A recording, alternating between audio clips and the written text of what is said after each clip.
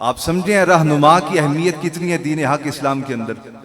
मैं चूंकि नौजवान बैठे हैं, मैं बुजुर्गों से मुखातिब नहीं, मैं बुजुर्गों को सबक सुना रहा हूँ। कोई गलती कर बैठूंगा यकीनन ये इस्लाह भी करेंगे और माफ भी कर देंगे। अपने नौजवानों से मुखातिब हूँ। आज का नौजवान कहता है मुझे अम्मा अब्बा की जरूरत नहीं, मुझे क्या जरूरत है किसी मौलवी साहब के पास बैठने की, मुझे क्या जरूरत है किसी आलिम दीन के पास बैठने की।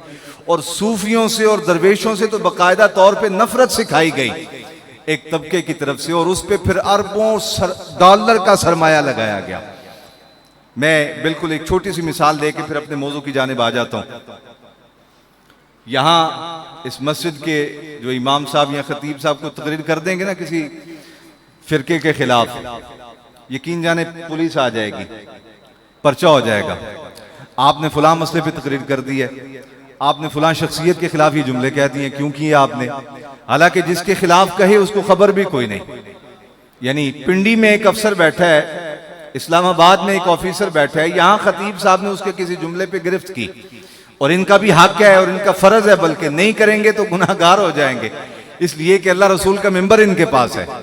और ये हक बयानी की ही तो अल्लाह ताला इन्हें तौफीक अता फरमाता है, और इसी तौफीक पर फिर इन्हें जन्नत का वादा है इनसे। तो ये उस हक बयानी की वजह से बंदा यहां बैठा है जिसने दो जुमले कहे, जिसके बारे में कहे वो इस्लामाबाद में है, रावलपिंडी में है, दो जुमले कहने पे पर्चा भी हो गया, FIR भी हो गई, पुलिस भी मुतरक हो गई, बंदा भी उठा के ले गए। और बाज जगह मेरे अजीजों ऐसा भी देखा गया कि मस्जिद में पुलिस आई, इतने सारे नमाजी मौजूद हैं और उन नमाजियों की मौजूदगी के बावजूद मिंबर से इमाम को और खतीब को उतार के ले गए। ये भी देखा गया। यानी इस तरह तौहीन और तजलील। जुर्म क्या है? दो जुमले कह दिए किसी के खिलाफ, जिसके खिलाफ कहे हैं कोई जाती अदावत की वजह से नहीं, जाती दुश्मनी की वजह से नहीं कहे, कोई शरी गिरफ्त वाली बात थी तो उस पे गिरफ्त की गई। क्या वजह है? गौर करो कभी इस बात पे।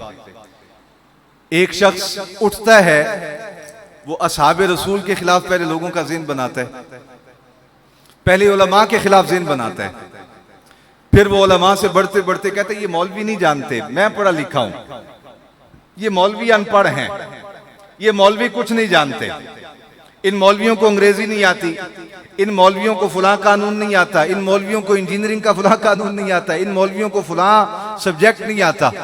पहले उलमा के खिलाफ ज़हन बनाता है, फिर उलमा से आगे बढ़ता है तो औलिया अल्लाह के खिलाफ बदजुबानी शुरू कर देता है, फिर वो इस्लाम की मुकद्दसात, मुकद्दस हस्तियां, बल्कि मुश्तरक हस्तियां, कि देवबंदी हों तो वो भी ख्वाजा गरीब नवाज को मानते हैं।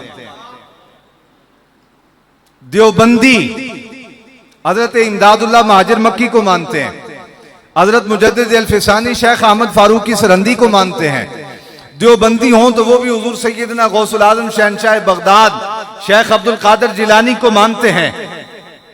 ठीक है, कुछ बातों पे इख्तिलाफ भी है नजरिए, लेकिन मानते हैं। और आजकल तो वो एलानिया मानने लग गए। मैंने कल एक बहुत बड़े इनके मुबल्लिग की बात सुनी, वो कहने लगे मैं कादरी सिलसिले में मुरीद हूं। तो मैंने कहा डेरा तो आपका रायविंड में है। कहा रायविंड में अगरचे डेरा है, लेकिन मैं मुरीद गौसुल आजम शहंशाह बगदाद का हूं।